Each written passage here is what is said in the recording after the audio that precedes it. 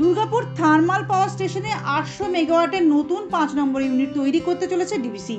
তার জন্য পরিকল্পনা মাফিক জমিও রয়েছে সংস্থার মালিকানায়। কিন্তু দীর্ঘদিন সংস্থার অব্যবহার্য জমিতে তিলে তিলে গড়ে উঠেছে বিশাল বস্তি। জমি খালি করে দেওয়ার আইনি নোটিশও বস্তিবাসীদের দেওয়া হয়েছিল সংস্থার পক্ষ থেকে। কিন্তু সেই আইনি নোটিশের বিরুদ্ধে গিয়ে জমি খালি না করে লাগাতার আন্দোলনের পথে হেঁটেছেন বস্তিবাসীরা। দাবি তুলেছেন সঠিক পুনর্বাসনের। তাদের সাফ উক্তি, পুনর্বাসন না পেলে কোনো মতেই জমি খালি করবেন না তারা।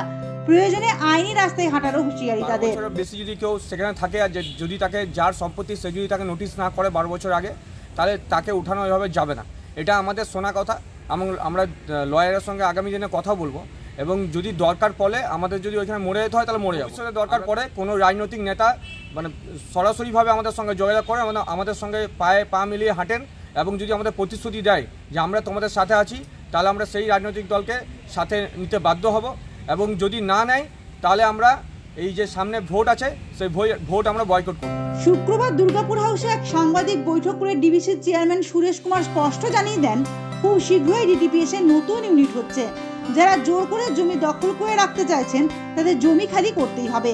আপাতত উচ্চ মাধ্যমিক পরীক্ষার কারণে উচ্ছেদ অভিযান বন্ধ আছে, কিন্তু খুব শীঘ্রই ডিবিসি নিজের জমি পুনরুদ্ধারে নামবে। এখন বর্তমানে বিকজ আমাদের এইখানে আইনটা হচ্ছে যে যদি কেউ দখল করে থাকে অন্যায়ভাবে তাদেরকে উচ্ছেদ করতে হবে। বাট এনিওয়ে এটা তো আমরাও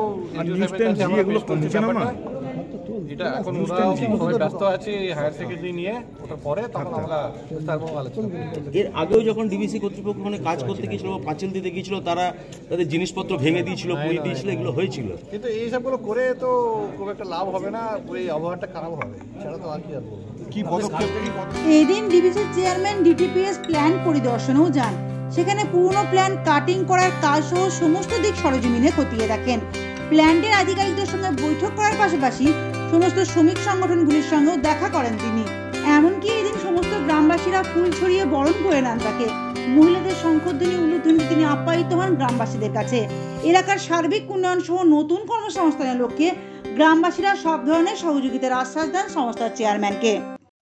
দুর্গাপুরে আমাদের একটা হবে 800 মেগাওয়াটের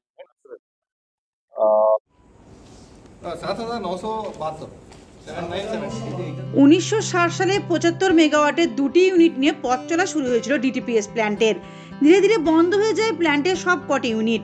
নতুন ইউনিটের দাবিতে সোচ্চার হয় ডিটিপিএস এর কর্মীরা। অবশেষে বহু প্রতীক্ষার অবসান হতে চলেছে।